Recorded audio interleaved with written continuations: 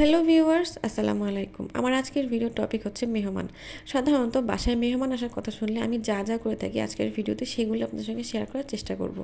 তো নর্মালি বাসায় মেহমান আসার কথা শুনলে যত রকমের ভালো মন্দ আইটেম আছে সবই একসঙ্গে রান্না করা শুরু করে দিই।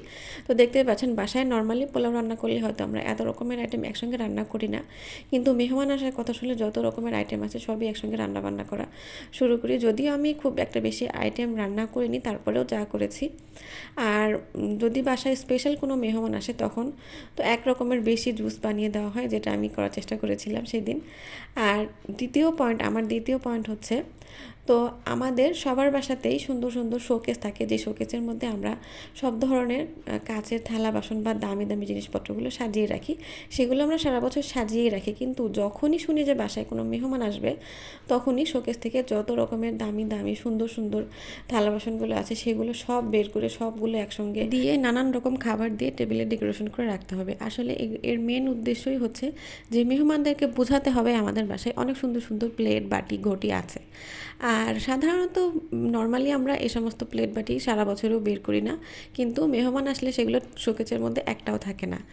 তো এই কাজগুলো আপনারা আর কারা কারা করে থাকেন অবশ্যই কমেন্টে জানিয়ে যাবেন। আর এই তো দেখতে পাচ্ছেন আমি সুন্দর সুন্দর আমার যে প্লেটগুলোতে আমি আমার খাবারগুলো সাজিয়ে দিচ্ছি। ও আরেকটা বিষয়, খাবারের টেস্টটা কেমন হলো সেটা নিয়ে আসলে খুব একটা বেশি মাথা ব্যথা আমরা করি না।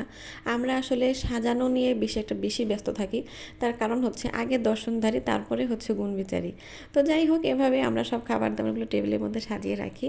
তো যদিও আমি খুব একটা বেশি আইটেম সেদিন করতে পারিনি, তো যতটুকু পেরেছি চেষ্টা করেছি। বাসায় যেহেতু নর্মালি গ্যাসের একটু প্রবলেম থাকে, গ্যাস খুব একটা বেশি থাকে না। তো এই যে দেখতে পাচ্ছেন, কিন্তু টেবিলে খাবারগুলো সাজানোর পরে আমার ক্যামেরাতে খুব একটা বেশি ভালো আসে না। আর আরেকটা যে বিষয় যেটা আমরা করি সেটা হচ্ছে, মেহমান আসার কথা শুনলেই আমাদের ঘরের কোনায় কানায় চিপায় চাপায় কোথায় কত ময়লা আছে, যে এই ময়লাগুলো আমরা সারা বছরও পরিষ্কার করি না, কিন্তু মেহমান আসার কথা শুনলে 1 মাস আগের থেকেই আমরা ঘর বাড়ি একদম টিপটপ পরিপাটি করে গুছিয়ে রাখার চেষ্টা করি। তো যেটা নর্মালি আমিও করি, আপনারা সবাই করেন কিনা অবশ্যই কমেন্ট বক্সে জানিয়ে যাবেন। আর আমি আমার আজকে একটা রুমই শুধু আপনাদেরকে দেখালাম। এই রুমটাকে আমি রেড কালার থিম দিয়ে সাজানোর চেষ্টা করেছি, সব কিছু রেড কালার রেখেছি, পাপোশটা পর্যন্ত আমি রেড কালার রেখেছি। তো এভাবে আমি আমার প্রত্যেকটা রুমে একটা একটা কালার দিয়ে সাজানোর চেষ্টা করি। আর এই রুমটা নর্মালি আমি রেড কালার দিয়ে সাজানোর চেষ্টা করেছি। আর এই রুমে আমার বাচ্চাদের পড়ার টেবিল আছে, আমার বাচ্চাদের পড়ার টেবিলটা আপনাদেরকে একটু দেখিয়ে দিলাম। আর একটা বিষয়, আমাদের বাঙালিদের মধ্যে এক ধরনের মানুষ আছে যারা মেহমান আসলে মনে মনে একটু হলেও বিরক্ত হয়, তার কারণ হচ্ছে অনেক কাজকর্ম করা লাগে। আর আরেক ধরনের মানুষ আছে যারা মেহমান আসলে খুশি হয় মনে মনে। আমার তো মেহমান আসলে আমার খুবই ভালো লাগে। আপনাদের কার বাসায় মেহমান আসলে কেমন লাগে অবশ্যই জানিয়ে যাবেন। এই ছিল আমার আজকের ভিডিওটি ভালো লাগলে আশা করছি আপনারা সবাই আমার চ্যানেলটি সাবস্ক্রাইব করে আমাকে সাপোর্ট করবেন, তাহলে আমি নতুন নতুন আরও ভিডিও আপনাদের সঙ্গে শেয়ার করতে পারবো।